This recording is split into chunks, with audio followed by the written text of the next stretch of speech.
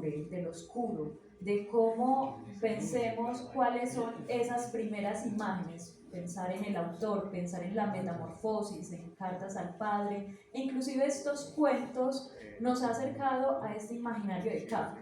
También a los análisis que se han acompañado estos 100 años, hemos visto cómo hacen un análisis de la desesperanza, de la vida sin sentido, de la sociedad sin sentido, y tú llegas aquí con una nueva postura de reanalizar a Kafka, verlo desde otra perspectiva, ver ese juego detrás, sobre todo porque sigue sin abandonar ese estado de sufrimiento, pero ahora el sufrimiento coge otro sentido, otro significado.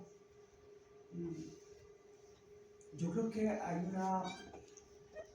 una crítica literaria que ha institucionalizado el sentido de la tristeza y la pesadumbre en la obra de Kafka, pero también es posible, y sobre todo a partir de los testimonios contemporáneos, especialmente Dora, especialmente Milena, pero también el mismo Max Ford, que cuentan que en muchas ocasiones vieron a Kafka leer sus textos y reírse a carcajadas. Entonces, esa dimensión del humor creo que no se puede desconectar de la otra interpretación, porque son complementarias y ayudarían a entender que no solamente presentó una sociedad sin salida, sino que al mismo tiempo la literatura y el arte que ejercía eran una salida divertida a esa sociedad de encrucijadas.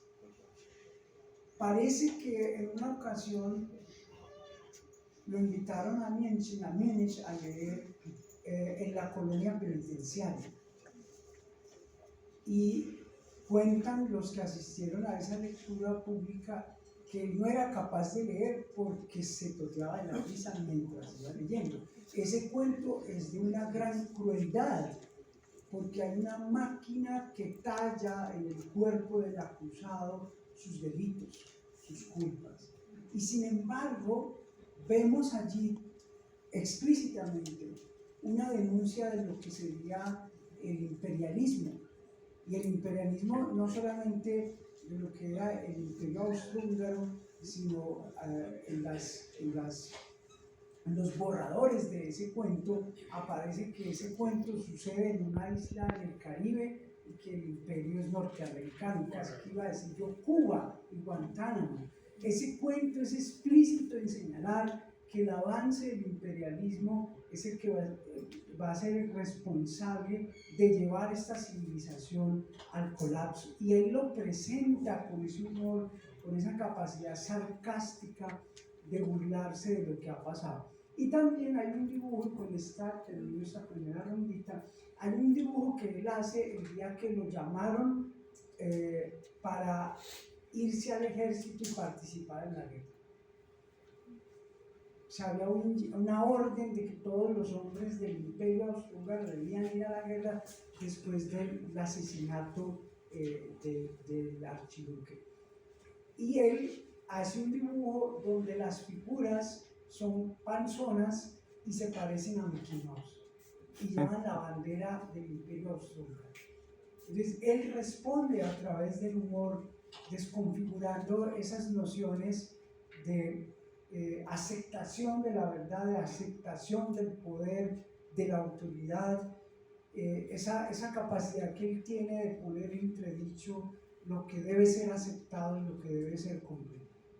En ese sentido también, Selmich, lo que alcanzamos a ver en la obra de Kafka es ese, si bien trabaja los temas oscuros, lúgubres, se aleja de otras miradas, de otros autores que trabajan justo este entorno literario, y algo que también es muy cierto, que ha trabajado bastante el análisis de Kafka, es esa teoría, es esa mirada autobiográfica en todas sus obras.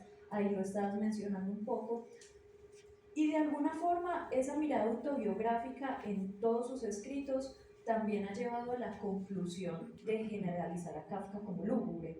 ahí es cuando contrastamos lo que nos mencionas de los testimonios, de cómo realmente él no es esa mirada lúgubre, sino es la sociedad a la que se presenta, si bien inclusive en tu texto lo mencionabas al final, él se enfrentaba a un contexto histórico, era ese reflejo, ese espejo, y el espejo es el que mencionaba como la densidad de la situación, ya que otra cosa, él era solo el catalizador para reflejar.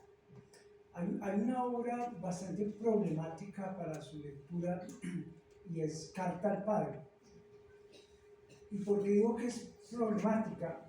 Esa obra tiene más de 100 páginas mecanografiadas. El manuscrito se conserva, el mecanuscrito se conserva y no hay una sola errata. Entonces, esa obra no fue una obra escrita para ser entregada a un padre, sino que fue una obra que se escribió y reescribió durante mucho tiempo. De tal suerte que esa obra, al igual que la carta a la muñeca, es una obra de ficción.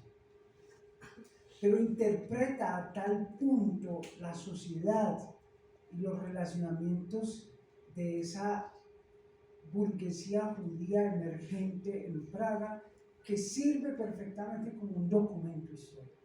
O sea, no solamente denuncia lo que podría ser el conflicto con el padre, sino que además enuncia una separación de intereses entre una generación de judíos comerciantes que lograron estabilizar su poder en la Praga de la época y la siguiente generación de judíos que eran artistas, que no querían ser comerciantes.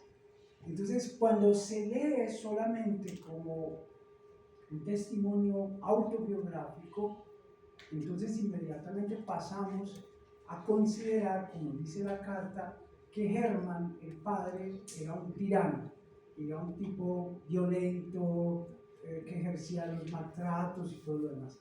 Resulta que hay otras cartas de Kafka al padre, y hay otras cartas de Kafka a sus familiares y amigos donde habla del padre, y allí aparece otro padre.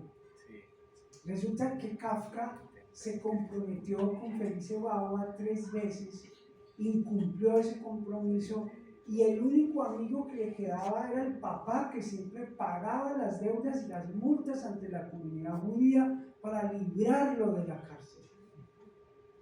El papá le ayudaba, le apoyaba, le quería. Yo leí una cita de un amigo de Kafka que dice que el padre iba a la oficina a decir que no le pusieran tanto trabajo a su hijo porque su hijo cada vez era más débil, y no solamente escribía en la oficina, sino que escribía en la casa. Entonces, un padre procurando la salud de su hijo.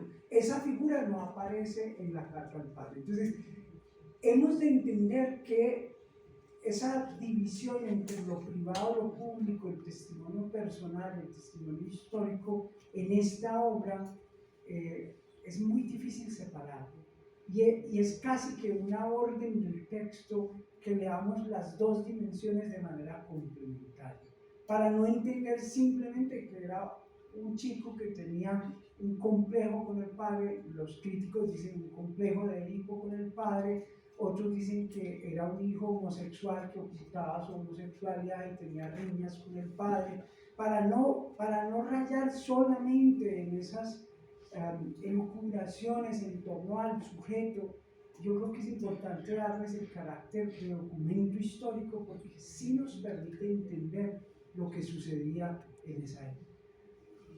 Ahí también